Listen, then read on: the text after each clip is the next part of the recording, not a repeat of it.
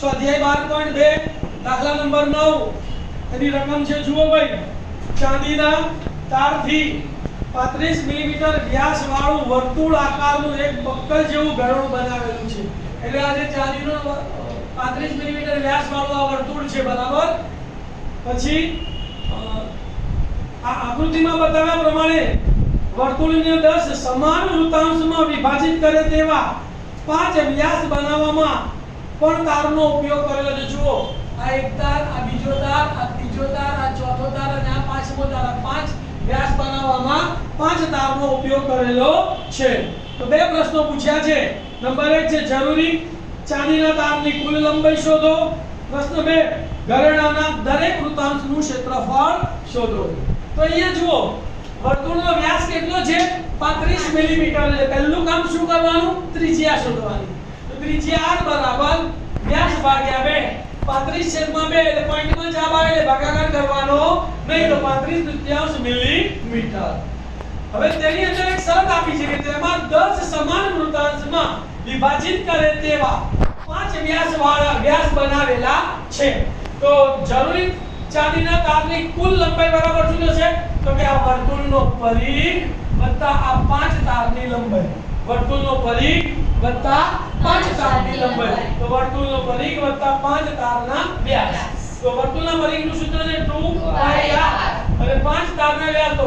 5 ગુણ્યા વ્યાસ કેટલો છે 35 મિલીમીટર 5 ગુણ્યા 35 કિંમતો મૂકીએ 2 ના 2 પાઈ એટલે 22 અને r એટલે 35 વત્તા 35 પંચા 175 છેદ ઉડાડી અહીંયા જુઓ 7 5 35 2 ગયા તો કેટલા વધ્યા 22 ગુણ્યા 5 એટલે 22 પંચા 110 વત્તા 175 તો બરાબર 285 મિલીમીટર તો જરૂરી ચાંદીના તારની કુલ લંબાઈ કેટલી આવી 285 બીજો ભાગ ઘરેણાના દરેક વૃત્તાંશનું ક્ષેત્રફળ આપણે શોધવું છે તો પહેલા થીટા શોધવો પડે આ તારનો વ્યાસ કેટલો છે 35 તો એની ત્રિજ્યા અડધી થાય આખા વર્તુળના ખૂણો કેટલો થાય 360 તો એક ભાગનો ખૂણો કેટલો થાય 360 ભાગ્યા 10 તો વૃત્તાંશની ત્રિજ્યા r બરાબર કેટલી થશે 35 મિલીમીટર થીટા બરાબર 360 ભાગ્યા 10 બરાબર 36 તો માટે વૃત્તાંશનું ક્ષેત્રફળ બરાબર થીટા છેદમાં 360 ગુણ્યા પાઈ r સ્ક્વેર થીટાની જગ્યાએ 36 છેદમાં 360 ગુણ્યા પાઈ એટલે 22 r સ્ક્વેર એટલે 35 છેદમાં 2 ગુણ્યા 35 છેદમાં 2 બે વાર છેદ ઉડાડું છું 36 એકા 36 36 દાન 360